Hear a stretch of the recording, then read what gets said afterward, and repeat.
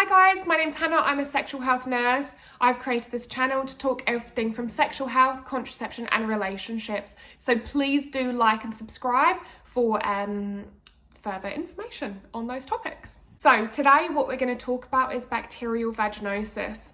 Bacterial vaginosis is a very common infection in women, and it's caused by an imbalance in the healthy vaginal bacteria that are already present in the vagina. Bacterial vaginosis is not sexually transmitted, so you cannot pass it to and from your partner. However, many women will find that their symptoms become worse or more pronounced after sex.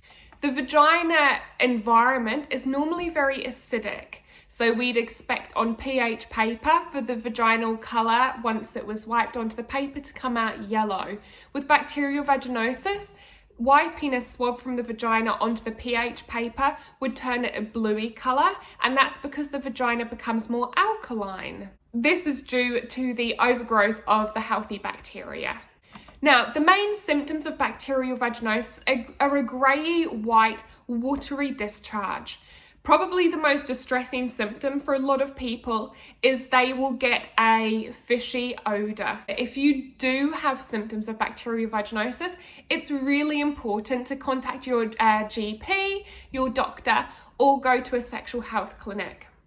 If you were to come to a sexual health clinic where I worked, you'd be able to have some vaginal swabs taken through an examination to rule out other sexually transmitted infections and to diagnose bacterial vaginosis on the day. We are able to look down a microscope, see the bacterial vaginosis by the change in the vaginal flora, and diagnose you and treat you the same day.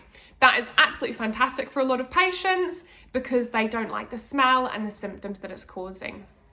If, however, you did not want a full vaginal examination where we insert a speculum and take the swabs ourselves, it's important to let your nurse or doctor know, because it's more than possible for us to give you a self-taken vaginal swab that we could send off for chlamydia and gonorrhea, but also put onto a glass slide that we can look for thrush and bacterial vaginosis under the microscope and still treat you that day. It's important to know that if you don't have a full vaginal examination, we won't be able to rule out all the potentials for STIs, including an STI called trichomonas, which I will discuss in future videos.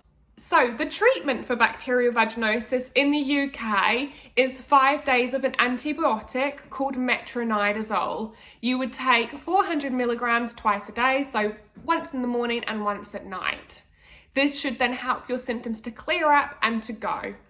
It's really important with this specific antibiotic, metronidazole, that you do not drink. A small percentage of people actually end up projectile vomiting, which obviously isn't that great if they take metronidazole and drink alcohol alongside.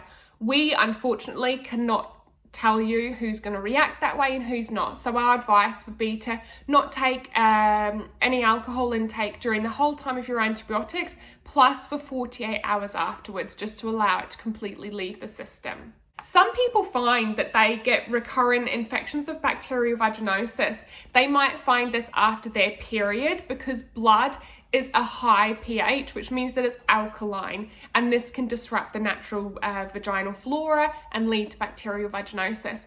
Sperm is also alkaline compared to the acidity of the vagina, and again, this can cause an imbalance in the vaginal flora and lead to bacterial vaginosis. If you're somebody that's more prone to bacterial vaginosis, it's been confirmed at a sexual health clinic or through a GP service, then you could get an over-the-counter treatment as a preventative.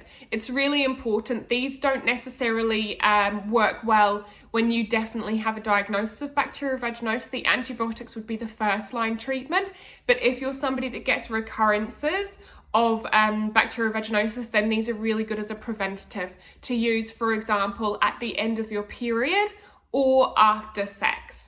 You'd obviously want to follow the instructions and the guidelines of how often to use these preventative treatments to prevent any harm. There is a really good preventative treatment called Balance Active that you can buy from your local pharmacy. You insert it into the vagina, it's a gel, and that will balance out your vaginal pH, which in turn should hopefully stop too much disruption to your vaginal flora.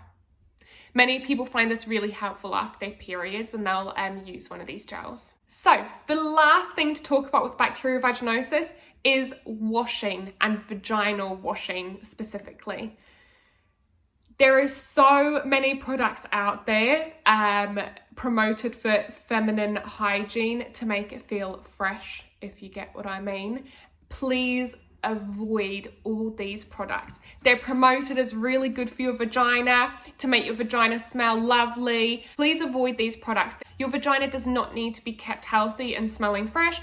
It looks after itself and it cleans itself. All you need to use to clean your vagina is warm water. So when you're in the shower, get a little bit of water and wash your vagina. You do not need any extra products. If you're somebody that feels like they want to use a soap, which is not necessary, but some people feel for themselves that that's what they prefer, then a dermal lotion or a Cetraben would be a really good choice. Do not use any soaps, shower gels, any douching, because that's just going to cause more vaginal imbalance. What you would do is you would get into the shower and wash the vulva. So that's the outside of your genitals. You would wash it with water, and then you can apply the dermal lotion as a barrier cream. You would then be able to wash your whole body, your hair, whatever else you need to wash, with any shower gels or soaps that you choose.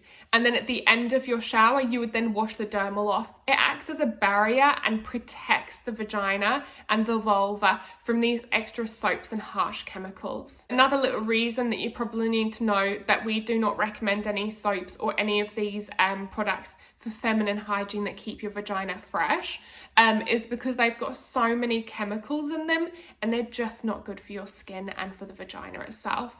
The vagina is really sensitive and does not need these extra chemicals anywhere near it. So that's everything probably you need to know about bacterial vaginosis. If you have any questions, please let me know down in the comments, and please let me know of any future videos that you'd like me to do. Thanks so much, guys. Don't forget to like and subscribe, and I will see you in a couple of weeks for another video.